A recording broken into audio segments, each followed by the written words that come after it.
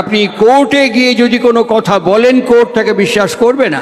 আপনি কোনো সায়েন্টিস্টের কাছে, বিজ্ঞানীর কাছে যদি কোনো বিষয়কে উপস্থাপিত করেন, কোনো বিজ্ঞানী তাকে অ্যাকসেপ্ট এবং অ্যাপ্রিসিয়েট করবে না। আজকের এই প্রেক্ষাপটে দাঁড়িয়ে থেকে what is the significant necessity and যা বলা যায় যে তাৎপর্য কোথায় ঠাকুর অনুকূল চন্দ্রের এই আলোকময় জ্যোতির্ময় জীবনের তাৎপর্য কোথায়? ঠাকুরের কাছে সমস্তিপুর থেকে ইংরেজি হেড অফ দ্য ডিপার্টমেন্ট, একজন নামটা ভুলে গেছি, তিনি এসছেন, বসে আছেন, আর বসে থেকে কথা বলতে বলতে তিনি এক সময় উঠে পড়লেন। উঠে পড়েই ঠাকুর তাকিয়ে বলছেন, আপনি উঠলেন নাকি? ঠাকুর সঙ্গে সঙ্গে তার দিকে তাকিয়ে বলছে, হ্যাঁ, এখানে বড্ড ব্যাকডেটেড কথা হচ্ছে, কিছু আপ টু ডেট কথা হলে শুনতাম। বড্ড ব্যাকডেটেড কথা হচ্ছে, কী হচ্ছে, দীক্ষা নেব কেন, দীক্ষার প্রয়োজন কী, দীক্ষার তাৎপর্য কী, গুরুর দরকার কী, এইসব কথাবার্তা আলোচনা হচ্ছিল। উনি উঠে পড়লেন মাঝখানে, হঠাৎ উঠে বললেন যে না, বড্ড ব্যাকডেটেড কথা হচ্ছে, কিছু আপ টু ডেট কথা হওয়ার পর আমি শুনতাম। ঠাকুর ওই ইংরেজি হেড অফ দ্য ডিপার্টমেন্ট যিনি, তার দিকে তাকিয়ে, I was present the time, আমি ঠাকুরের দিকে তাকিয়ে দেখেছি, সমস্ত ইন্টেলেকচুয়াল জায়েন্ট যারা, তাদের দিকে তাকিয়ে দেখেছি, ইনস্ট্যান্ট আনসার করতে কেউ পারেনি, এক মুহূর্তে ইনস্ট্যান্ট আনসার করতে কেউ পারেনি। ঠাকুরের কথাটা শোনার পর ঠাকুর জিজ্ঞেস করলেন, আপনি যে এইমাত্র করলেন উয়ের মানে কি? উনি বললেন, কি বললাম? এই যে আপনি করলেন না, হ্যাঁ আপ টু ডেট, হ্যাঁ উয়ের মানে কি? ব্যাস, দাঁড়িয়ে গেছেন। আর একটা আনসার আমি ওখানে অনেক মানুষকে দেখেছি যারা সঙ্গে সঙ্গে তার ডেফিনেশন দিতে পারেনি, what is the definition of up to date. কয়েকটা সময় পার হয়ে যাওয়ার পর শ্রী ঠাকুর নিজেই বলছেন, আচ্ছা আপনি তো কলেজে পড়ান? বলছে, আগে হ্যাঁ। আপনি যদি আগামীকাল ক্লাসে গিয়ে আপনার স্টুডেন্টদের বলেন আগামীকাল next day up to 5th chapter পর্যন্ত পড়ে আসবে, তার মানে কি অনলি 5th চ্যাপ্টার না 1 to 5th? প্রফেসর বললেন, না, অফকোর্স 1 to 5th। ঠাকুর একটু হেসে বললেন, আমিও তো শালা তাই কই, একদম সৃষ্টি থেকে বর্তমান পর্যন্ত যেটা আনফোল্ড করা হয়েছে সেটাই তো মোস্ট আপ টু ডেট। আপনি কি কন? উনি বলেন, হ্যাঁ একদম তাই। তারপরেই বলেন, প্রফুল্ল একটু শোনাই দে না। The message in first volume, the booming commotion of existence rolls like a flood বলে 9টা ভলিউম মেসেজ বইয়ের, এই 9টা ভলিউমের ফার্স্ট পার্ট থেকে প্রফুল্ল কুমার দাস শোনালেন। তারই বঙ্গানুবাদ করা চলার সাথী, এই চলার সাথী বইয়ের অব্যক্ত ক্ষুব্ধ সম্বেগে অব্যক্তের বুকে বলে সৃজন প্রগতি পরপর শুনিয়ে গেলেন। ভদ্রলোক শুনলেন, শোনার পর উঠে দাঁড়িয়ে ধুতির কোচাটাকে পকেটে গুছতে গুছতে বললেন, হ্যাঁ শুনলাম, কিন্তু আমার আন্ডারস্ট্যান্ডিংয়ের মধ্যে আসলো না। ঠাকুর আবার ঝুঁকে গিয়ে বললেন, আমি কই কি, আপনি আগে কারো আন্ডারস্ট্যান্ড করেন, আপনি আগে কারো আন্ডারস্ট্যান্ড করেন, আপনার আন্ডারস্ট্যান্ডিং নর্মাল হবে না। এখন এই উৎসবের সিগনিফিকেন্ট হচ্ছে আমি ইন্ডিভিজুয়ালি পার্সোনালি আমি কার আন্ডারস্ট্যান্ড করে টোটাল ফেনোমেনা, এই যে সকাল থেকে উৎসব উদযাপিত হচ্ছে, আমি এগুলোকে গ্রহণ করছি, অর্জন করছি, আহরণ করছি, কোন স্ট্যান্ড পয়েন্ট থেকে, কোন আন্ডারে থেকে, কার আন্ডারে থেকে আমি একে গ্রহণ করছি। বলি কৃষ্ণ কেমন, যার মন যেমন। সূর্যের রং কেমন, বহু রঙের কাঁচে নিয়ে যদি আপনি রাখেন, যে রঙের কাঁচ সূর্যের আলো ঠিক সেই রঙেই কিন্তু প্রতিবিম্বিত হবে। জল এমনই একটি জিনিস, জলের মধ্যে যে কোনো কালারকে মিশিয়ে দেবেন, জল সেই কালারকে ধারণ এবং গ্রহণ করে সেই ব্যাপারই আমাদের সামনে প্রতিবিম্বিত করবে। প্রশ্ন হচ্ছে এই উৎসবের তাৎপর্য এবং প্রাসঙ্গিকতা কোথায়? আমি কথা শুরু করার আগেই আপনাদের কাছে বললাম, এই সবার জন্য অমলিন অকৃত্রিম অকপট প্রার্থনা নিবেদনের চেষ্টা করি। ঠিক এই শব্দটি যাকে শ্রী ঠাকুর নারায়ণী কেরানি বলেছেন, এই শব্দটি শ্রী ঠাকুর অনুকূল চন্দ্রকে সরাসরি জিজ্ঞেস করছেন প্রফুল্ল কুমার দাস। ঠাকুর, আমি অনেক যোগী সাধক মুনি, অনেক ঋষিকে আমি দেখেছি আমার জীবনে। উনি শ্রীরামকৃষ্ণ সমন্বয়াচার্য অবতার বরিষ্ঠায় শ্রী রামকৃষ্ণের একদম প্রত্যক্ষ শিষ্য স্বামী শিবানন্দজি মহারাজ, যার সন্ন্যাস নাম হচ্ছে মহাপুরুষ মহারাজ, তার কাছ থেকে সরাসরি দীক্ষাপ্রাপ্ত ছিলেন। উনি সরাসরি ঠাকুরকে জিজ্ঞেস করছেন, আমি অনেককে দেখেছি, অনেক প্রবলেম নিয়ে মানুষ তাদের কাছে যখন গেছে, এই সমস্যার কথা বললো, শুনে কিছুক্ষণ চোখ বন্ধ করে বললো, যাও ঠিক হয়ে যাবে। আর ঠিক হয়ে গেছে।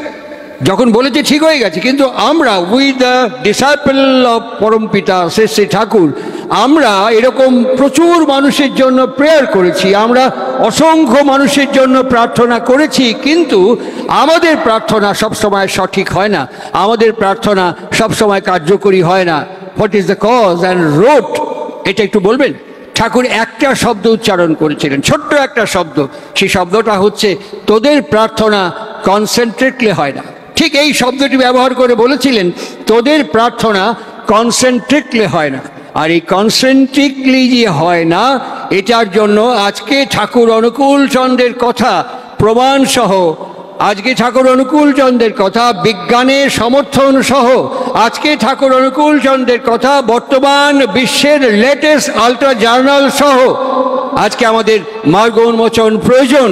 শ্রী শ্রী ঠাকুর অনুকূল চন্দ্র তখন দেওঘর থেকে 42 মাইল দূরে দুমকায়, বাড়িটার নাম হচ্ছে মুখার্জি পার্ক, তিনি সেখানে আছেন।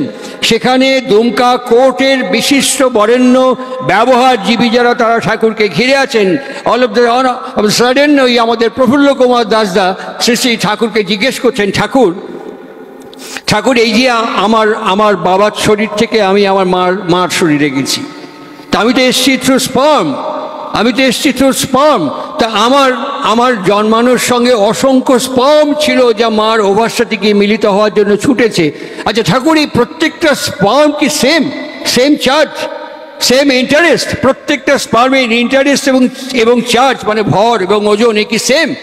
আমি আশ্চর্য হয়ে যাই যে কথা, যে বিষয় দীর্ঘদিন গবেষণাগারে বিভিন্ন যান্ত্রিক প্রাযুক্তিক প্রাচুর্যের মধ্য দিয়ে অন্বেষক, গবেষক, বিজ্ঞানীবৃন্দ আমাদের কাছে উন্মোচন করছেন। মুখার্জি পার্কে দুমকায় আকাশের নিচে মাটির ওপরে বসে তিনি গল্প করতে করতে তিনি একেবারে টুইঙ্কেল অফ অ্যান আই মুহূর্তের মধ্যে উত্তর দিয়ে বলছেন না। Prafulla Kumar Das MA pass. প্রফুল্ল কুমার দাসের বন্ধুকে জানেন? শ্রী রামকৃষ্ণ মঠ মিশনের এই গোলপার্কের কালচারাল অ্যাসোসিয়েশন আছে, কালচারাল ইনস্টিটিউশন আছে রামকৃষ্ণ মঠ মিশন, তার যিনি সভাপতি সম্পাদক ছিলেন স্বামী লোকেশ্বরানন্দজি মহারাজ। প্রফুল্ল কুমার দাসের বন্ধুকে জানেন? আমাদের ভারতবর্ষের অন্যতম নোবেল লরিয়েট ডক্টর অমর্ত্য সেনের মা অমিতা সেন। প্রফুল্ল দাসের বন্ধুকে জানেন? প্রফুল্ল দাসের বন্ধু হচ্ছে ভারতবর্ষের অন্যতম অর্থনীতিবিদ অম্লান দত্ত এবং ভবতোষ দত্ত। কোন পেরিফেরিতে মেলামেশা ঘোরাফেরা! আমি প্রফুল্ল কুমার দাসকে শান্তিনিকেতনের বিশ্বভারতীতে বহুবার দেখেছি, অনায়াস যাতায়াত যে কোনো জায়গায়, উপাচার্য থেকে করণিক পর্যন্ত। এই এমনতর প্রফুল্ল কুমার দাসের এত আহরণ, এত অর্জন নিয়ে তিনি বিস্মিত হয়ে অনুকূল চন্দ্রের দিকে তাকিয়ে আছেন। ঠাকুর প্রত্যয়ের সাথে বলছেন না, প্রত্যেকটা স্পার্ম আলাদা আলাদা, প্রত্যেকটা স্পার্মের চার্জ আলাদা, প্রত্যেকটা স্পার্মের ইন্টারেস্ট আলাদা, প্রত্যেকটা স্পার্মের গ্রহণ এবং অর্জন ক্ষমতা আলাদা। ঠিক সাইমনটেনিয়াসলি ওভার ভেতরে মায়ের শরীরে, আমার মায়ের শরীরে ওভার ভেতরে যার সাথে যার সিমিলারিটি হচ্ছে, সে তাকে অ্যাকসেপ্ট এবং অ্যাপ্রিসিয়েট করে নিচ্ছে। এই হচ্ছে আমার পৃথিবীতে আগমন, অবতরণ এবং এই পদার্পণের প্রথম সিঁড়ি। আমি এইভাবে পৃথিবীতে নেমে এসেছি, এইভাবে আমার বাবা আমার মার ভেতর থেকে আমি এইভাবে পৃথিবীতে নেমে এসেছি। How can you expect from Pralay Majumdar? অসংখ্য ত্রুটি, অসংখ্য ভুল, অসংখ্য ফাঁক, অসংখ্য গলদ আমার ভেতরে নিয়ে আমার বাবা সে সময় জানতেন না what is the science, what is the significance of marriage. আমার বাবা গোবর মজুমদার জানতেন না what is the necessity of marriage. আমার মা রেবা মজুমদার জানতেন না what is the significant, what is the necessity of eugenic, প্রজনন কাকে বলে, বিবাহ কাকে বলে, এটি আমার বাবা এবং আমার মা জানতেন না। আমার গুরুদেব শ্রী শ্রী ঠাকুর অনুকূল চন্দ্রের সান্নিধ্যে থেকে শুনছি, একটা জীবন জন্মগ্রহণ করে তার জন্মের 20 বছর আগে থেকে। কিভাবে, কেমন করে আসে, কিভাবে জন্মগ্রহণ করে, ছোট্ট একটি বাণীর মধ্যে তিনি বলছেন, অভ্যাস ব্যবহার যেমনতর, অভ্যাস ব্যবহার যেমনতর। বায়োল্যাটারাল বলছেন, একটা বলছেন শিক্ষাও জানিস তেমনতর, আর একটা দিকে বলছেন সন্তানও পাবি তেমনতর। তাহলে আমি প্রলয় মজুমদার, আমি বাবা হচ্ছি, আমি প্রলয় মজুমদার, আমি বাবা হচ্ছি, আমার মেসেজ মা হচ্ছে আমার দীর্ঘদিনের ক্রোনোলজিক্যাল হ্যাবিট, আমার দীর্ঘদিনের ক্রমবাহিক চরিত্র, ব্যবহার, আচরণ, অভ্যাস, বাক্য, কর্ম, আচরণ, চরিত্র, এবং আমার স্ত্রীর যে বাক্য, ব্যবহার, আচরণ, চরিত্র যখন অ্যাসিমিলেট করছে, যখন কেউ জন্মালো সে যদি দুষ্কৃতকারী হয়, আপনি কাকে দোষ দেবেন? সে যদি লফঙ্গাল লুচ্চা বদমাশ হয় কাকে দোষ দেবেন? সে যদি সমাজ বিরোধী হয় কাকে দোষ দেবেন? সে আজকে যদি আমরা ক্রোনোলজিক্যালি আমাদের গ্রাফিক্সকে একবার পর্যালোচনা করে দেখি, রবীন্দ্রনাথ ঠাকুরের পর ঠিক সেই রকম বিশ্বকবির ব্যক্তিত্বের অস্তিত্ব এখন অবতরণ করেননি। বিদ্যাসাগরের পর এখনো পর্যন্ত ওই বর্ণপরিচয় লেখার মতন ওই ব্যক্তিত্বের অস্তিত্ব এখন অবতরণ করেননি। এখনো পর্যন্ত ফ্যারাডে, আইনস্টাইন, আমরা হকিংকে দেখলাম, লাস্ট চলে গেলেন কিছুদিন আগে। এই হকিংকে দেখলাম একটি অসাধারণ কথা আমাদের বর্তমান বিজ্ঞানের ফিজিক্স উচ্চারণ করেছেন। আমরা বলছি যে এখানে আলো আছে, বিজ্ঞানটা বলে না। আমরা বলছি ওখানটা একদম অন্ধকার, বিজ্ঞানটা বলে না। আমরা বলছি এখন প্রচণ্ড শীত, ঠান্ডা পড়েছে, তাই এসব গায়ে চাপিয়ে এসছি, বিজ্ঞানটা বলে না। বিজ্ঞান কি বলে জানেন? পদার্থবিদ্যা কি বলে জানেন? ওরা বলছে এখানে অন্ধকারের অনুপস্থিতি, ওরা বলছে অন্ধকারের মধ্যে আলোর অনুপস্থিতি। এখানে বলছে আমার যে এত শীত করছে, ঠান্ডা লাগছে, এখানে তাপের অনুপস্থিতি। ঠিক সাইমনটেনাসলি শ্রী ঠাকুর অনুকূল চন্দ্র এই কথা বলছেন, তোমার জীবন যে কনসেন্ট্রিক নয়, সেই কারণে কোনো কনসেন্ট্রিক পার্সনিফাইড আইডিয়ালের অনুপস্থিতি তোমার জীবনের ব্যালেন্স এবং কোঅর্ডিনেশনকে নষ্ট করে দিচ্ছে। কোনো পার্সনিফাইড লিভিং আইডিয়াল তোমার সামনে না থাকাতে, those are all abstract ideal. তুমি তোমার ইচ্ছে মতো নুরক হয়ে গোবিন্দায় নম বলে যা ইচ্ছে তাই করবে তুমি, তা কিন্তু চলবে না। যা ইচ্ছে তাই করবে তুমি, তা কিন্তু চলবে না। ভালো ছাড়া মন্দ করলে পরিস্থিতি ছাড়বে না। এই বিপন্নতার মধ্যে আমরা বিপন্ন পাড়ায় পরম প্রেমময় শ্রী ঠাকুর অনুকূল চন্দ্রের আলোকময় জীবনকে অবলম্বন করে মার্গ উন্মোচনের দিকে এগোচ্ছি। খুব সংক্ষেপে আমার উপসংহারে ফিরবো আমি। তার মাধুর্যমণ্ডিত জীবন, পাশাপাশি দুটো চিত্র। আগেরটা বলেনি, এটা আমার কথা নয়, এটা আমি এই লিলুয়াতে কিছুক্ষণ আগে বলে আসলাম, বা কলোরা বা ডোমজুড়ে এর আগেও বলে থাকতে পারি, এটা রিপিটেডলি হয়তো শুনে থাকতে পারেন, বা আমার কথা এই যারা এই দেবাশিসের বাবা কার্তিক এরা যারা পরিবেশন করেন হয়তো এদের চ্যানেলেও দেখে থাকতে পারেন। তা হোক, আমি আবার রিপিট করছি কথাটা, যদি শুনেও থাকেন আবার রিপিট করছি। এটা সঞ্জীব চট্টোপাধ্যায়ের কথা, আমি জাস্ট আপনাদের কাছে পরিবেশন করছি মাত্র। সঞ্জীব বাবু লিখছেন যে একটি ভদ্রলোক বিয়ে করেছেন, তার মা আছে এবং তার স্ত্রীকে নিয়ে এসছেন। আসার পরে মা, বিয়ের আগে পর্যন্ত মা একটু গুড়াকু মাসতো, মা একটু পান দোক্তা সব খেত। আর প্রত্যেক দিন ছেলে যখন অফিসে বেরোতো মাকে জিজ্ঞেস করতো, মা তোমার দোক্তা আছে, তোমার গুড়াকু আছে, তোমার পান আছে, সুপুরি আছে, বারবার জিজ্ঞেস করতো। তা মা বলতো হ্যাঁ, আর প্রত্যেক দিন জিজ্ঞেস করতো, প্রত্যেক দিন বলার সঙ্গে সঙ্গে নিয়ে এসে হাজির করতো। আর ঠিক বিয়ের বেশ কিছুদিন পার হয়ে যাওয়ার পর, এখন বাড়িগুলো তো খুব সুন্দর, ফ্যান্টাস্টিক ডিজাইন। আগেকার মতো বাড়িঘর তো এখন আর দেখতে পাওয়া যায় না। একটা ঘুরেই বিশাল একটা ডাইনিংয়ের মতন একটা লাউঞ্জ, তার উপর থেকে দোতলায় উঠে যাওয়ার মতো একটা স্টেয়ার, একটা ওপরে একটা ব্যালকনি, তারপর সে ঘর। নিচের ঘরে সবসময় বাপ মা ছাই হয়, সুতরাং বাপ মা ওই নিচের ঘরই থাকছে। যুক্তি হচ্ছে হাঁটুতে ব্যথা, কোমরে ব্যথা, পড়ে যেতে পারো, সিট ভিটি ভাঙতে হবে না, ওই নিচেই থাকো, নিচে আমরা লজ্জরে ফ্যান লাগিয়ে দিচ্ছি, ওতেই চলবে, নিজের মধ্যে ঘোরাঘুরি করো। মা বাবাও তাই মেনে নেয়, ঠাকুরদা ঠাকুমাও তাই মেনে নেয়। সুতরাং ওই নিচের ঘরে মা থাকে। ছেলে যখন নেমে আসে প্রত্যেক দিন বলে, বাবা আমার দোক্তা ফুরিয়ে গেছে, জর্দা ফুরিয়ে গেছে, পান সুপুরি ফুরিয়ে গেছে।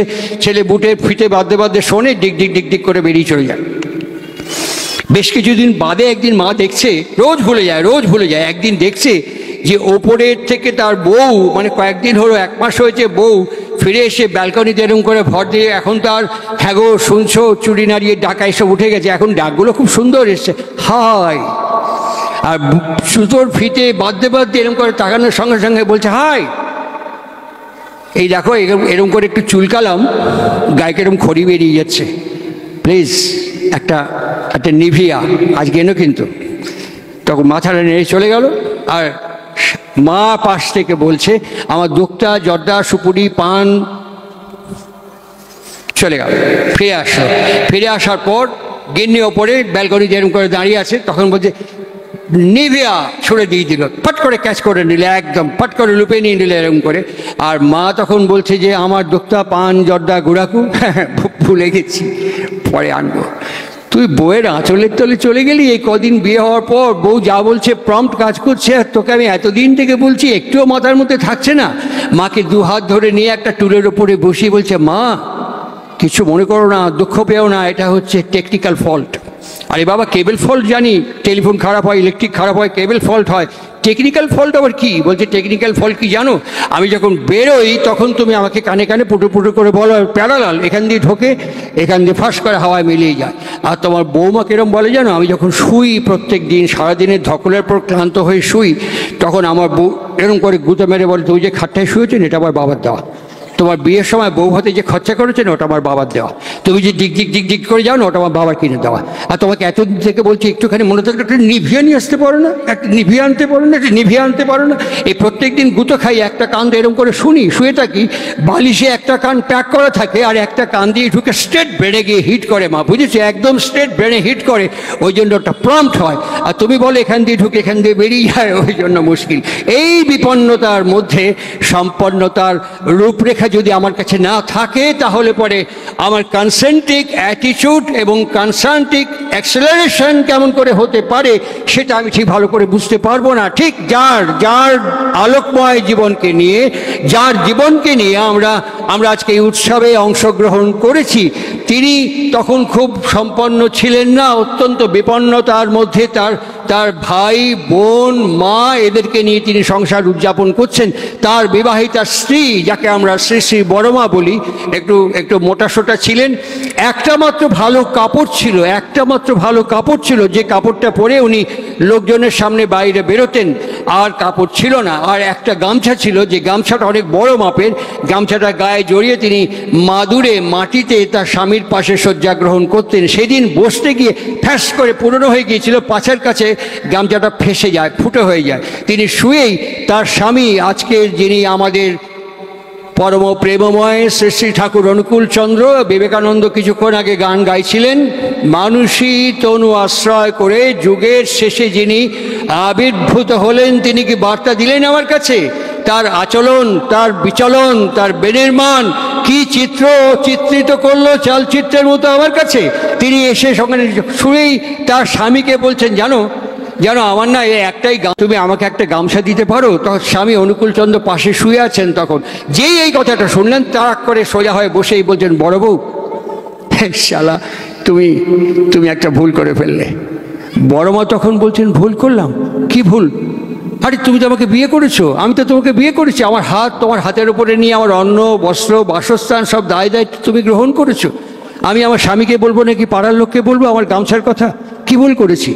ঠাকুর তখন বড়মা মুখের দিকে তাকিয়ে থেকে বলছেন, তুমি এই কথাটা আমার মা করলে ভালো হতো। যাক, একবার বলিছ আর কিন্তু কয়ে না, কেমন? এরপর থেকে তোমার যা কিছু প্রয়োজন সব আমার মার কাছে কওয়া, বুঝেছ? এই বলেই তিনি অবিনাশ চক্রবর্তীকে ডাক দিলেন পরের দিন সকালে। ডাক দিয়ে বলছেন যে, অবিনাশদা, আপনি কলকাতায় গিয়ে একটা বড় বড় সাইজ জানেন তো, ওইরকম একটা পেল্লায় গামছা কিনে নিয়ে আসবেন। আর সন্ধ্যেবেলার মধ্যেই পাবনা হিমায়তপুরে ঢুকবেন, ঢুকে গামছাটা বড় বউকে দেবেন না, গামছাটা আমার মার কাছে প্রণাম করে মার পায়ের কাছে রেখে কবেন কি, মা, গতকাল রাত্রে মা মহামায়া আমাকে একটা স্বপ্ন দেখাইছিল, আর সেই স্বপ্নটা দেখার পর আমাকে মহামায়া বললেন গামছাটা কিনে বড় মাকে দিতে, তাই আপনার পায়ে আমি দিয়ে গেলাম। এইটুকু ছোঁয়া যাবেন, আর কিছু করা লাগবে না।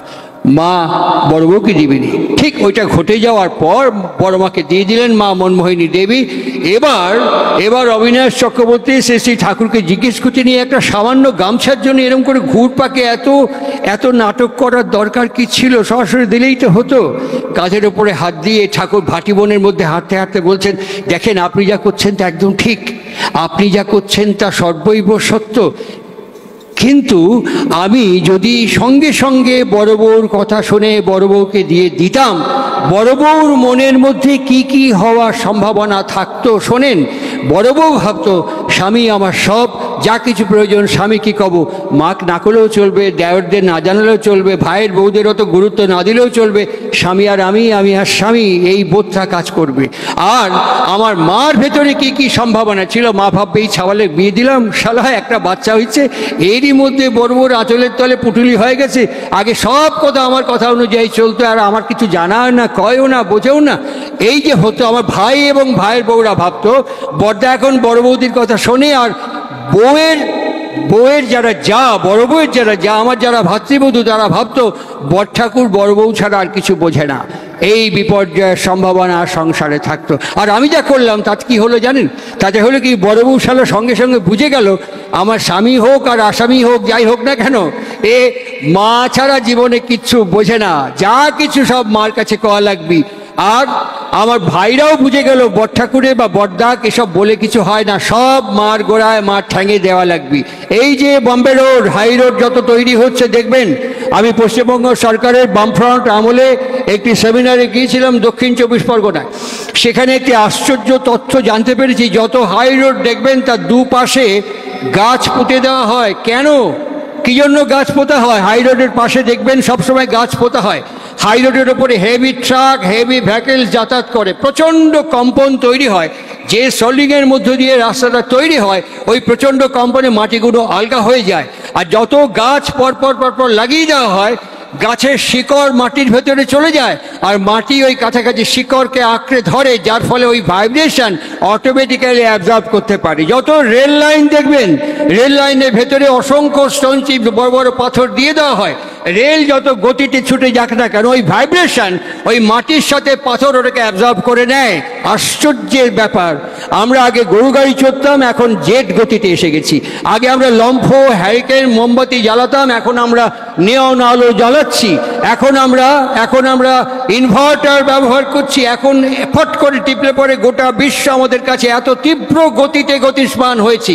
তাকিয়ে দেখবেন, ডক্টরেট, পিএইচডি, এমফিল এরকম করা প্রচুর মানুষ বিদ্যায় একবার অপটিমামকে টাচ করেছে, একটু টুস করে রাগিয়ে দেবেন, টুস করে একটু রাগিয়ে দেবেন। এই কিছুদিন আগে আমি অশোকদার বাড়িতে আসছিলাম, আমি সেদিন বলেছি অশোকদার বাড়িতে, কিছুদিন আগে আসার পরেই যে অঙ্কুরহাটি বলে একটি ক্রসিং আছে, অনেকক্ষণ দাঁড়িয়ে থাকে গাড়ি, একটা সবুজ আলো হলে গাড়িগুলো যায়, এই অঙ্কুরহাটি দুদিকেই যাওয়া যায়। আর এখানে যখন আমি আসছি, একটা লিকপিকে একটা লোক সাইকেলের উপরে বসে, দুদিকে দুটো হেভি ট্রাক, ওই গায়ে এরকম আকশা দেওয়া আছে যেখানে দড়ি দিয়ে দিয়ে মালগুলোকে বাঁধা হয়, দুটো ট্রাকের মাঝখানে ওই লোকটা সাইকেল নিয়ে ঢুকেছে। আমার আগে একটা গাড়ির ড্রাইভার ওকে বললেন যে দাদা খুব ব্যস্ত, এইখানে ঢুকলেন আপনি, যদি ডাইনে বায়ে লরি ঘোরে তাহলে তো আপনি শেষ, স্যান্ডউইচ হয়ে যাবেন।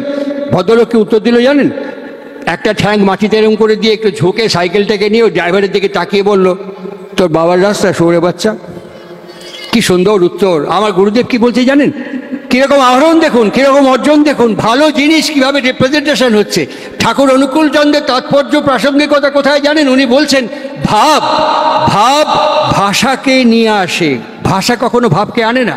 তাই একটা বিখ্যাত বরেণ্য ব্যক্তিকে যদি একটু রাগিয়ে দেন, ওই ডক্টরেটশিপ, একাডেমিয়া তার ঠোঁট দিয়ে আর বেরোবে না, তার ঠোঁট দিয়ে তার ক্রনোলজিক্যাল জেনেটিক্যাল কনফিগারেশনের ভাষাগুলো বেরোবে। আবার একটি নিরক্ষর মানুষকেও যদি রাগিয়ে দেন, তার অ্যাটিটিউড এবং ফিজিক্যাল ফেনোমেনা দেখবেন তার ক্রনোলজিক্যাল হেরিডিটিকে ক্যারি করছে। ট্রেনে যখন যাতায়াত করতাম, 3 জনের সিট লোকাল ট্রেনে, 3 জনই বসে আছে, সবারই স্বাস্থ্য পাচা মোটামুটি ঠিকই, আর জায়গা নেই। তবুও দেখবেন আপনারা যাতায়াত করতে করতে ভিড় হয়ে গেলে একজন, প্লিজ একটু অ্যাডজাস্ট করুন না, একটু সরে যান না, সরতে ঠেকে গেছেন আর জায়গা নেই, একটা সিটের কাঠের একটুখানি পিচ আর একটা এয়ারে হ্যাঙ্গিং হয়ে আছে, তবুও কিছুক্ষণ বসে ওর মধ্যে গুতুগুতি করতে থাকবে। আমাকে একদিন এরকম বলেছিল, প্লিজ একটু অ্যাডজাস্ট করুন না। আমি বললাম আপনি বসুন, আমি আমার হাঁটুতে কোমরে এখনো জোর আছে, আমি দাঁড়িয়ে যেতে পারবো, আপনি বসুন। তখন বলছে যে অ্যাটিটিউড ইজ এভরিথিং। আমি বললাম না, এরপরে একটু লেজ আছে, অ্যাটিটিউড কামস ফ্রম হেরিডিটি। যদি 18 দিনের যুদ্ধে, 18 দিনের মহারণে যদি শ্বেতবাহন পার্থসারথীকে প্রশ্ন না করত, তাহলে পরে শ্রীমদ্ ভগবদ্ গীতার 18টি অধ্যায় আমাদের কাছে এসে পৌঁছতো না, আমরা জানতে পারতাম না। ভক্তের সঙ্গে কথোপকথনের মধ্য দিয়ে ভক্ত এবং ভগবানের সম্মেলন হয়। সেই সন্ধিক্ষণে ঠাকুরের অন্যতম ভক্ত কিশোরী মোহন, এই কিশোরী মোহন যিনি গোটা সৎসঙ্গ আন্দোলনে এক অদ্বিতীয় অনুপম অস্তিত্ব, যার বিকল্প দ্বিতীয় এখনো হয়নি, তার কোনো ঋত্বিকতার পাঞ্জা ছিল না, তিনি কখনো ঋত্বিক সম্মেলনে গিয়ে উপস্থিত হননি, শ্রী শ্রী ঠাকুরের নির্দেশেই দীক্ষা দিয়েছেন। সেই কৃষ্ণপোষণ, সেই কিশোরী মোহন দাস ঠাকুরের কাছে থাকেন। তার পূর্ব জীবনটা খুব উল্লেখযোগ্য নয়। খুব উল্লেখযোগ্য নয়, খুব অনিয়ন্ত্রিত জীবন, খুব বিশৃঙ্খল উচ্ছৃঙ্খল জীবন, যার ফলে তার যে সহধর্মিণী, তার যে অর্ধাঙ্গিনী, তার যে মনোবৃত্তানুসারিণী, তার সঙ্গে তার অনেকটা করতাল বাজালে যেমন হয় না, দুটো চাকি যেমন বাজে না অনেক সময়, এইরকমই উনি যদি এইটা বলেন উনি উল্টো করেন, উনি যদি এইটা বলেন তাহলে তার স্ত্রী উল্টো করেন। উল্টা বুঝলে রামের মতন অনেকটা অবস্থা। আমাদের এখন বাংলা সাহিত্য জগতে অদ্বিতীয় প্রবাদপতিম কিংবদন্তি ব্যক্তিত্ব শীর্ষেন্দু মুখোপাধ্যায় একদিন প্রসঙ্গক্রমে বলছেন, প্রলয় এক ভক্ত ছিল, ভক্ত না এক মানুষ ছিল, সে অনেক ঘোড়া দেখে, তার খুব ইচ্ছে যে ঘোড়ায় চড়ে যাবে। সে করতো কি, প্রত্যেক দিন ভগবানের কাছে প্রার্থনা করতো, ভগবান আমাকে একটা ঘোড়া দাও, হে রাম আমাকে একটা ঘোড়া দাও, হে রাম আমাকে একটা ঘোড়া দাও, এই প্রার্থনা করতো। একদিন উন্মুক্ত মাঠের মধ্যে একটা গাছতলায় বসে সে ওই রকম প্রেয়ার করছে, হে রাম আমাকে একটা ঘোড়া দাও। এর মধ্যে সেই গ্রামের সেই রাজ্যের রাজা, তিনি সপারিষদ ওই মাঠটা পরিক্রমা করতে করতে যখন অতিক্রম করছেন, তখন তার একটা মেয়ে ঘোড়া ছিল, ঘটকি, হঠাৎ হলপে সাডেন প্রসব করে ফেলে একটা ঘোড়ার বাচ্চা। যখন প্রসব করে ফেলে তখন বলে, এই নতুন দামি ঘোড়া, একে কিছুতেই হাঁটানো যাবে না, গ্রামে খোঁজো কেউ লোক আছে কিনা, শক্তপোক্ত লোক আছে কিনা, ওকে খোঁজো, ঘোড়াটা কাঁধে করে নিয়ে যাবে, একে আমি হাঁটাবো না। এইবার সঙ্গে সঙ্গে দেখে সেই বড় গাছতলায় ওই লোকটা, হে রাম আমাকে একটা ঘোড়া দাও, ওকে চ্যাংদোলা করে তুলে নিয়ে রাজার সামনে দাঁড় করিয়ে বলছে, এই যে শক্তপোক্ত লোক, এই লোকটা আছে, বলছে এই তুমি ঘোড়াটা কাঁধে করে নিয়ে যাও। ওই ঘোড়ার বাচ্চাটা কাঁধে করে নিচ্ছে আর বলছে, উল্টা বুঝলি রাম, আমি ঘোড়ার ওপরে উঠতে চেয়েছিলাম, ঘোড়া আমার কাঁধে চড়ে বাড়ি যাচ্ছে, আমি উল্টা বুঝলি রাম। সুতরাং আমাদের ক্ষেত্রেও এই স্বামী এবং স্ত্রী সম্পর্কের মধ্যে এই মনোবৃত্তানুসারিণী এবং পরিপূরণকারী অস্তিত্বের মধ্যে উল্টা বুঝলি রাম কিশোরী মোহন দাসের জীবনে ছিল। প্রায় এরকম মাঝে মাঝে ঠক্কর লাগতো। একদিন আমাদের পঞ্চানন সরকার, হি ওয়াজ দ্য লিভিং লেজেন্ড, আমি 1975 পর্যন্ত ওর সঙ্গে সান্নিধ্যে একত্রে বহু অনুষ্ঠানে, বহু সভায়, বহু সৎসঙ্গে, এমনকি আমাদের বাড়িতে, এবং আমি ওনার বাড়িতে বহুবার গেছি। সেই পঞ্চানন সরকার, তিনি হিমায়তপুরে আছেন, কিশোরী মোহন দাস পঞ্চানন সরকারকে বলছেন, পঞ্চানন দা, আজকে দুপুরবেলায় আপনাকে আমাদের বাড়িতে নিয়ে গিয়ে খাওয়াবো। পঞ্চানন্দ বলেন, কি খাওয়াবেন? বলল, অরহর ডাল। আমার বউ যা রান্না করে কল্পনা করতে পারবেন না, পাতে দিয়ে দিলে পরে পাত চারটে থালা ফুটো হয়ে যাবে, এত সুন্দর রান্না করে আমার বউ অরহর ডাল। বলে ঠিক আছে খাওয়াবেন। দুপুরবেলা পঞ্চানন্দাকে নিয়ে কিশোরী মোহন তার বাড়িতে ঢুকছে, ঢোকার সময় বউকে ডাক দিয়ে বলছে, এই শোনো, পঞ্চানন্দাকে নিয়ে এসছি, একটু মুগের ডাল রান্না করো। পঞ্চানন্দা বলছে, ঝিকি, চাপা স্বরে কিশোরী মোহনে কানে কানে বলছে, শিখি, আপনি যে বললেন বউ অরহর ডাল রান্না করে। বলে, ঠিক, খাওয়ার পাতে অরহর ডালই পাবেন।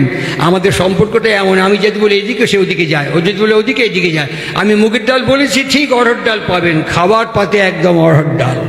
পঞ্চানন সরকার বলছেন যে, আমি আমার জীবনে দেখলাম কিশোরী মোহনের বিদ্যাবুদ্ধি থাক আর না থাক, চরিত্রের গঠিত হোক আর না হোক, তার অবজারভেটিং ফ্যাকাল্টি অনেকখানি ফার্দারেন্সের দিকে এগিয়ে গেছে বলে বউকে আগা পস্তারা চিনতে পেরে বউ কি করবে যেটা চায় তার উল্টোটা বলে বউ ঠিক সেটা করে দেয়। সুতরাং এই যে অবজার্ভ করা, এইখানে আমার এবং আপনার জীবন দাঁড়িয়ে আছে। আমি যদি আমার স্ত্রীকে এইভাবে অবজার্ভ করতে পারি, আমি যদি আমার যে স্ত্রী, আমার যে মনোবৃত্তানুসারিণী, আমার যে সহধর্মিণী, একে যদি এভাবে পর্যবেক্ষণ করতে পারি এবং তার ক্রমাগতি কি করে হতে পারে, আমি যদি সেই মার্গকে উন্মোচন করতে পারি, তাহলে দেখা যাবে আস্তে আস্তে আমি এবং সে পরস্পরকে বুঝতে পারবো। আর এই বোঝা, জানা, অনুভব, ঠাকুর অনুকূল চন্দ্র একদিন ভক্তজন সমক্ষে প্রসঙ্গ করতে করতে বলছেন, I see, I feel, I know, I locate. এইখানে আমরা হোঁচট খেয়ে পড়ে যাই। আই সি, আমি দেখতে পাই, আই ফিল, আমি অনুভব করি, আই নো, আমি জানি, কিন্তু আই ক্যান লোকেট, আমি লোকেট করতে পারি না। ঠাকুরকে পারিজাত বলে একজন বেনারস ইউনিভার্সিটির ভক্ত প্রশ্ন করলেন, পারিজাত চ্যাটার্জি সম্ভবত প্রশ্ন করলেন যে লোকেট কথাটা ইউজ করলেন কেন? সে ঠাকুর সঙ্গে সঙ্গে বলছেন, look and take as it is, look and take as it is, ঠিক যেমন আছে সেইভাবে তাকে তুমি গ্রহণ করো। আমি আমার বউকে সীতার মতো দেখতে চাই, আমি আমার বউকে সত্য ভাবার মতো দেখতে চাই, অথচ আমার আচরণ চরিত্র রামের মতো হচ্ছে না, কৃষ্ণের মতো হচ্ছে না, বউকে আমি সেরকম করতে চাই। এটা অ্যাবসার্ড, এটা কখনো সম্ভবপর নয়। আর সব দোষ দিয়ে দিই আমার বউয়ের ঘাড়ে। ঠাকুর অনুকূল চন্দ্র এই বোঝাপড়ার ক্ষেত্রে look and take as it is, কেমন করে কোন সংস্কার থেকে আমার বাড়িতে আমার কুলবধূ আমার গৃহলক্ষ্মী হয়ে সে ঢুকেছে, আর কোনখানে তার ফাঁক এবং ত্রুটি বিচ্যুতি ফাঁকি আছে, এগুলো অবজার্ভ করার দায়িত্ব আমার বউয়ের না, আমার। তাই পুরুষ উদ্বাহ করে, তাই পুরুষ কথাটার মধ্যে আছে ফুলফিল করা, পূরণ করা। এইটা যখন দেখব এবং একটু একটু করে ধরিয়ে দেব, এটা যখন দেখব এবং একটু একটু করে এক্সেলারেটেড করব, এক্সল্ট করে দেব, তখন সে ধীরে ধীরে ধীরে ধীরে আমার প্রতি সশ্রদ্ধ হয়ে উঠবে। এইভাবেই একটা পুরুষ একটা নারীর জীবন তৈরি হয়। শ্রী ঠাকুর প্রসঙ্গক্রমে একদিন কৃষ্ণপ্রসন্নকে বলছিলেন, জানেন কৃষ্ণদা, এই পৃথিবীতে দুটো পোল আছে, একটা হচ্ছে সাউথ পোল, একটা হচ্ছে north pole. Lines of force ওইভাবেই তো যায় সীমান্ত। এই সাউথ পোল এবং নর্থ পোল, দুটো পোল আছে। এর মাঝখানে একটা পোল আছে যাকে বলা হয় নিউট্রাল পোল। কৃষ্ণপ্রসন্ন পদার্থ বিজ্ঞানের বরিষ্ঠ বিদগ্ধ অন্বেষক, বিজ্ঞানের গবেষক, তিনি মাথা নেড়ে বললেন হ্যাঁ। ঠাকুর অল অফ এ সাডেন বললেন, বুঝলেন কৃষ্ণদা, যদি কোনো ক্রমে কোনোভাবে কোনো রকমে যদি ওই মাঝখানে নিউট্রাল পোলটাকে সরিয়ে দিতে পারেন, আর এই দুটো যদি একসাথে মিশে যায়, বলে এই হাতটা এই উরুর ওপরে সজোরে বাড়ি মেরে বলে, শালা তাহলে আর দেখা লাগবি না, শালা ও আর ভাঙার ক্ষমতা কারো নাই। দুটো পোল এক হয়ে গেলে ওই ভাঙার ক্ষমতা আর কারো নাই। কৃষ্ণপ্রসন্ন কিছুক্ষণ চুপ করে থাকলেন। আগেই বললাম না যে উনি প্রশ্ন করছেন না, উনি অগ্নিবাণ প্রয়োগ করছেন। উনি বিজ্ঞানের গবেষক। বিজ্ঞান কখনো প্রবাদ বাক্যকে বিশ্বাস করে না, বিজ্ঞান কখনো প্রচলিত ভাবকে স্বীকার করে না, বিজ্ঞান হাইপোথেসিসকে বিশ্বাস করে না। বিজ্ঞান প্রমাণ চায়, আদালত প্রমাণ চায়, আদালত সাক্ষী চায়, বাস্তবতা চায়। কৃষ্ণপ্রসন্ন বিজ্ঞানের অন্বেষক বলে তিনি প্রমাণ চাইছেন। উনি বলছেন যে আপনার এই কথাটা এটা আপনার ইন্ডিভিজুয়াল রিয়েলাইজেশন, এটা আপনার ব্যক্তিগত অনুভব, কিন্তু বিজ্ঞানীকে স্বীকার করে না, বিজ্ঞানীকে মানে না। ঠাকুর একটু ঝুঁকলেন, একটু সামনের দিকে ঝুঁকে বলছেন, আপনার গড়ের বিজ্ঞান কি কয়? কৃষ্ণপ্রসন্ন বলছেন, বিজ্ঞান বলে সাইক্লোট্রন দিয়ে চার্জ করলে পরে দুটো আবার স্প্লিট করে যাবে। যেই থামলেন ঠাকুর, এই হাতটা আবার ডান দিকের উরুর উপরে সজোরে চাপড় মেরে বলছেন, সাইক্লোট্রনের বাপের ক্ষমতা নাই কৃষ্ণদা, আলাদা করা যায় না। কেমন জানেন? একটা পুরুষ একটা নারী। কেমন জানেন? একটা স্বামী একটা স্ত্রী। কেমন জানেন? একটা বর একটা বউ। যদিদং হৃদয়ং তবা তদস্তু হৃদয়ং মম। যখন সত্যি সত্যি বরণ করে একটা নারী, যখন একটা পুরুষকে সত্যি সত্যি বরণ করে, গ্রহণ করে, আর সেই পুরুষ যখন তাকে উদ্বাহ করে, তাকে সম্পূরণ করে, তাকে সংবর্ধন করে, তাকে সহযোগিতা করে, এদের আলাদা করা সম্ভব নয়। এই দুটো জীবন থেকে একটা জীবন জন্মগ্রহণ করে, সেটা সন্তান। আজকে সেটা বিপন্ন হয়ে গেছে, খুব বিপন্ন। আজকে আমাদের ভাণ্ডারে সব আছে, সমস্ত আছে। আমরা বৃহস্পতিকে নিয়ে নাসা গবেষণা করছে। বৃহস্পতিতে প্রচুর লাভা, রিসেন্টলি ট্রেস পাওয়া গেছে, প্রচুর লাভা। আজকে নাসা থেকে বৃহস্পতি পর্যন্ত পৌঁছে গেছি, কিন্তু আমার সামনে, একদম আমার সামনে আমার স্ত্রী, একদম আমার সামনে আমি আমার নিজের বাবা, নিজের মা, নিজের ঘর, নিজের পরিবার, নিজের সংস্কার, নিজের সংস্কৃতি থেকে যে পরিবারে কুললক্ষ্মী, কুলবধূ, গৃহবধূ হয়ে আসলাম, আমার সামনে, একদম সামনে আমি একে ভালো করে টের পাচ্ছি না, বুঝতে পারছি না, একে জানতে পারছি না। আমি পরশুদিনকে গেছিলাম অনিল সাধুকার এক আত্মীয়ের বাড়ি, তার ছেলের শালার বিয়ে উপলক্ষে। সেখানে কথাটা বলেছিলাম, এরকমই আজকেও রিপিট করছি। অনেক মায়েরা আছেন, আজকেও রিপিট করছি আমি কথাটা। একজন এরকমই উৎসবের সৎসঙ্গে এসছে, তার ছেলের বিয়ে হয়েছে। ওকে বললাম যে আপনার ছেলে তো বিয়ে হয়ে গেল। বলছে হ্যাঁ। বৌমা কেমন হয়েছে? কোনো উত্তর দিল না, খালি মুখটা এরকম করলো, ব্যায়াম করলো। আমার 7-8 দিন 10 দিন বাদে বৌমার সঙ্গে দেখা হলো। বললাম, তোমার তো নতুন বিয়ে হয়েছে, এই বাড়িতে এসছো, শাশুড়ি কেমন? একটা কথা আছে হিন্দিতে, সমঝদার কে লিয়ে ইশারাই কাফি হ্যায়। এই যে দুটো চিত্র বললাম, গল্প নয়, আমার প্রত্যক্ষ এই চোখ দিয়ে দেখা, এই যে কান দিয়ে শোনা, এই যে জীবন দুটো কাছাকাছি থাকবে, মিলিত হবে, এখান থেকে সন্তান জন্মাবে। কপালটা চাপড়াবে কে? ভগবান, মেয়ের বাবা মা, ছেলের বাপ মা, না যার পেটে জন্মগ্রহণ করবে, যে 10 মাস 10 দিন ধারণ করে ভূমিষ্ঠ করে প্রসব করে ভূমিষ্ঠ করে বড় করে তুলবে, কপাল চাপড়াবে তো সে। আমরা কপাল চাপড়ানোটাকে স্বীকার করেছি। আমাদের অনেক বিদ্যে আছে, কিন্তু আমরা কি বলবো সাধারণ জ্ঞান আছে। আমরা একটা সিনেমা দেখেছিলাম, তার মধ্যে একটা গান ছিল, বেশ করেছি প্রেম করেছি করবই তো, পাছা পেরে শাড়ি হয়ে দুলবই তো। দুলুন, দোলনায় দুলুন, নাগরদোলায় দুলুন, পাছায় দুলুন, কোনো আপত্তি নেই, যেখানে খুশি দুলুন।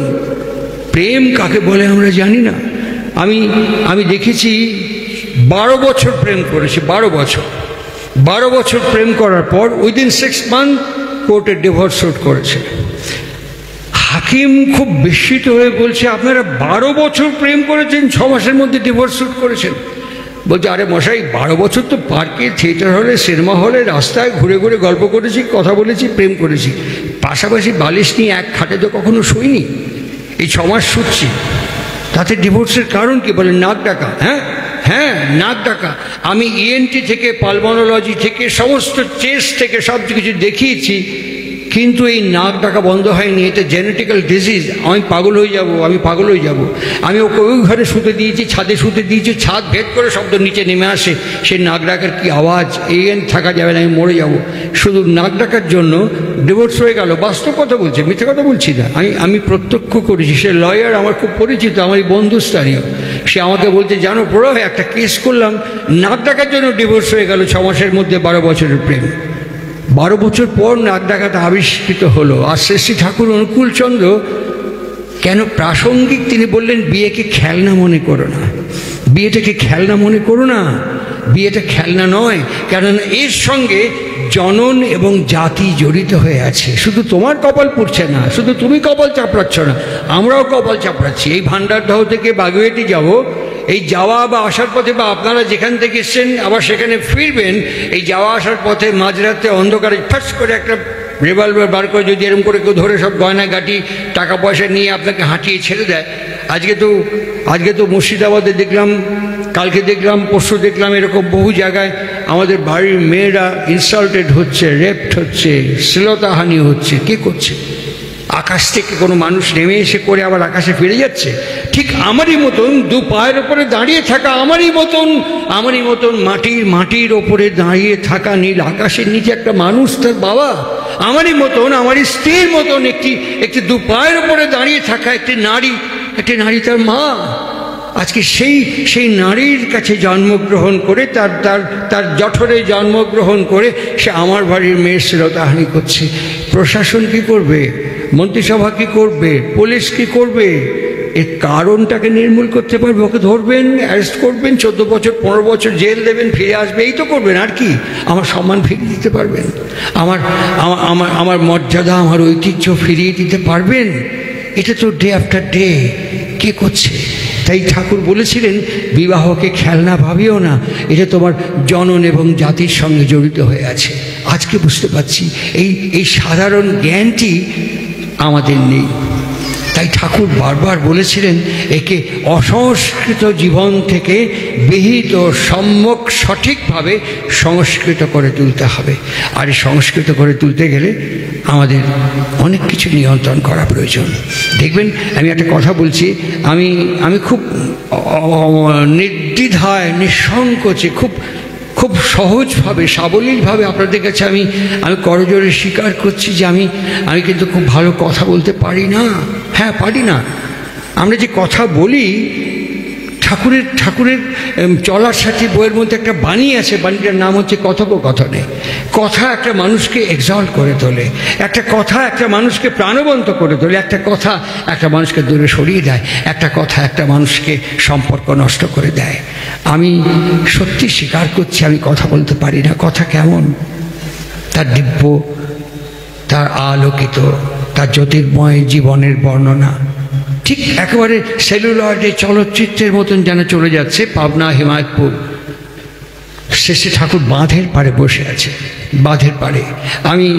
আমি যখন পাবনায় যাই, পাবনায় গেছি, পাবনা ওই বাঁধ আর নেই, পদ্মা এখন 22 মাইল সরে গেছে, দূরে পদ্মা সরে গেছে। ওই বাঁধের যে জায়গাটা চর ছিল, সেই চরের উপরে এখন শ্রী ঠাকুর অনুকূলচন্দ্র সৎসঙ্গ হেমায়তপুর পাবনার 400 বিঘে জমির উপরে বিরাট আশ্রম, ঝাঁ চকচকে আশ্রম, কর্পোরেট আশ্রম। সেই বাঁধ এখন পায়ে চলার রাস্তা, সে বাঁধের উপরে ঠাকুর বসে আছেন। আর তার একটু দূরে এখন পাবনা মেন্টাল হসপিটাল, পাবনা মানসিক হাসপাতাল হয়েছে, পাবনা মেডিকেল কলেজ হয়েছে। ওখানে একটা ভাঙাচোরা বাড়ি পড়ে আছে, ওর নাম হচ্ছে বিশ্ববিজ্ঞান কেন্দ্র। ঠাকুর অনুকূলচন্দ্র সেই সময় ওই বিশ্ববিজ্ঞান কেন্দ্র তৈরি করছে। মিস্ত্রিরা কাজ করছে, মিস্ত্রি কাজ করে আমাদের ফিলান্থ্রপি অফিসে গেছে, ফিলান্থ্রপি অফিসে। ওখানে গিয়ে ফিলান্থ্রপি অফিসে গিয়ে তখন ক্যাশিয়ার ছিলেন ভবানীচরণ সাহা। ওর কাছে গিয়ে বলছেন আর কাজ হয়ে গেছে, এবার টাকাটা দিন। ভবানী সাহা বলছেন আজকে টাকা নেই, টাকার ফ্লো নেই, আজকে টাকা নেই, পরে হবে। এই একটা কথা, দুটো কথা, তিনটে কথা হতে হতে ভবানী সাহা ক্যাশিয়ার ভার্সেস মিস্ত্রির মধ্যে তুমুল ঝগড়া, ভয়ঙ্কর ঝগড়া। এই ঝগড়া হতে হতে ভবানী সাহা ফট করে বলল, আপনি আমার কাজ করছেন না ঠাকুরের কাজ করছেন? ওই তো ঠাকুর বসে আছে পদ্মার বাঁধের পারে, যান ঠাকুরকে কি বলবো। হ্যাঁ ঠিক, এবার ঠাকুরকে বলার জন্য আসছে। আচ্ছা, আপনারা যারা মায়েরা রান্না করেন, ফুটন্ত তেলের মধ্যে যদি জল পড়ে যায় কীরকম হয়, আর আগুনের মধ্যে ঘি পড়লে কেমন হয়, এ তো সবাই জানেন। ঠাকুর এখানে বসে আছেন, আর এই ভবানী সাহার সাথে কথা বলে মিস্ত্রি আসছে। মিস্ত্রি যখন আসছে, আসার সময় সঙ্গে সঙ্গে ঠাকুর ওইখানে হিয়ারিং রেঞ্জের মধ্যে ঠাকুর সঙ্গে সঙ্গে বলেন, বুঝিস কাম কিন্তু বন্ধ করা যাবে না, আমি হ্যাজাকের ইন্তজাম করেছি, ফজরের আগেই শালা কাম সারে ফেরানো চাই। যেই এই কথাটি ফেলেছেন ফোড়নের মতন, ওখান থেকে মিস্ত্রি চিৎকার বলছেন, শালা ঠাকুর ভাই তোমার টেহে নেই টাকা, তোমার এই দালান বানানোর শখ। ঠাকুর হাতটা এরকম করে চাপড় মেরে বলছেন, একেবারে জব্বর কথা বলিস, একেবারে ঠিক বলিস, একেবারে ঠিক বলিস। মিস্ত্রি একবারে ওপরে সপ্তমে সুর বেঁধে আছেন, আর ঠাকুর একদম সাহাতে গলা নামিয়ে রেখেছেন, আসো কাছে আসো। ও টাকা বলে যাচ্ছে। ঠাকুর ফট করে বললেন, শালা টাকা করতেছিস কে? তোকে যদি একগুচ্ছ টাকা মুখের মধ্যে ঢুকায় দিয়ে কই টাকা চাবায় খা, শালা খাবের পারবো? থেমে গেছে। ওর টাকা কি চাবিয়ে খাওয়া যায়? বেশ, এক পাউলি জল দিয়ে বললাম গিলে খা। টাকা কি গিলে খাওয়া যায়? তা শালা চাবানোও যায় না, গেলাও যায় না, টাকা করতেছিস কে? আরে বাজার করবো না? সেই কথাই তো কবি, তোর লাগবে কি, তোর প্রয়োজন কি, তোর এক্ষুনি কি হলে পরে কি হয়, সেসব কথা তো কবি। এইসব কথা না কে টাকা করতেছিস।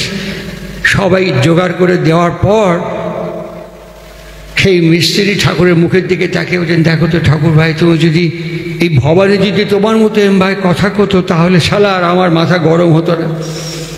ঠাকুর বলছে, আমরা তো কথাই কবের পারি না, আমরা তো কথাই কবের শিখিনি এখনো। ওর কথাও তাই, কথা কইবি গুড়ের মতন, লেপ্টে রবে গায়ে।